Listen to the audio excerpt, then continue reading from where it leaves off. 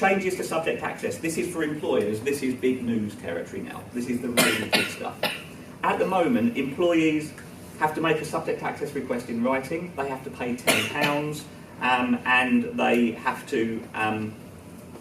Employers have to respond within 40 days. In future, the default position will be that subject access requests will be free, and the employer will only have 1 month to respond. That time limit can be extended, but basically the time limit is getting shorter. Other practical points, £10 doesn't seem very much, £10 to free, but actually what's going to happen is, what happens at the moment is employers get a subject access request in and they say, well, send us a tenner, and then not 8 times out of 10 they never hear from the employee again. That's going to change. Second big point, GDPR won't require subject access requests to be put in writing. So you're going to need to be training your people around how to spot subject access requests.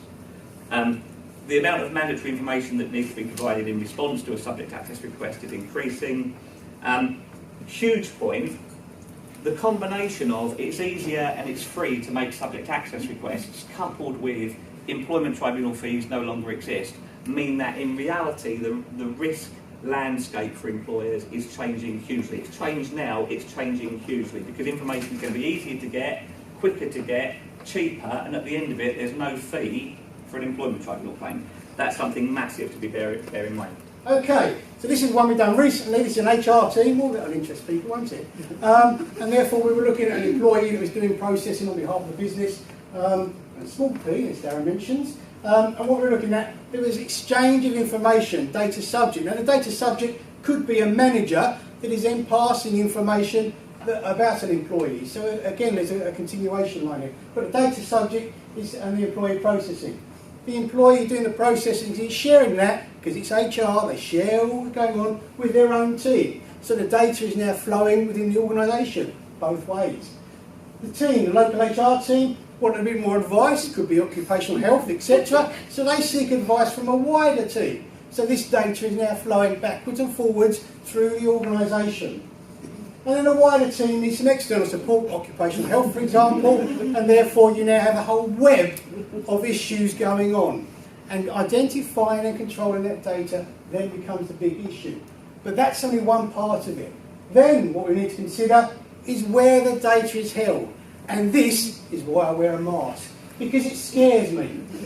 The data is being held at just one individual in nearly all these locations. Laptop, their phone, in Outlook, on the server, they print it, because most printers nowadays have a data memory, so it's stored there. In the cloud, because they want to back it up and reassure it, and on the social media platforms. So it's being stored in all those locations you've got to be aware of.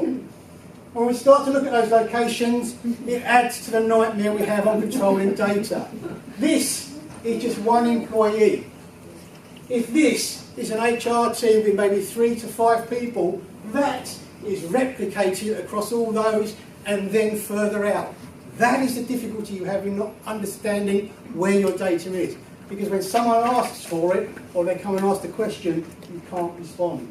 That's the difficulty. So I've mentioned printer, I mentioned cloud. HRIS systems, we have Breathe HR here. Okay, HRIS systems, you have data in the cloud. Okay, make sure you know what's there, why it's there, and the purposes for doing it. So we're looking at consent, storage and access, and transfer. And consent, as Darren mentioned, consent for external suppliers or privacy notices for internal. Basically, if you take a business card from somebody today, that's not consent. You have to ask permission. You have to get verbal permission as to what you're going to do with that. Where you're going to do with it. Are you going to put them on your mailing list? Are you going to continue to email them? So it's very, very important that you just take a business card. Can I send you something? Can I email it to you? You can all take my business card and you can all email me after.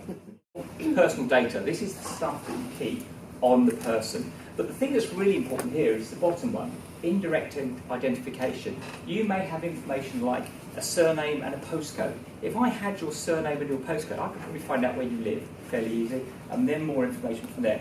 So don't just think about the lists of people you've got. Think about how you're controlling your data, what data you've got on people. And that's an important part to think of. Okay, can that person be identified with just a little bit of information on that person?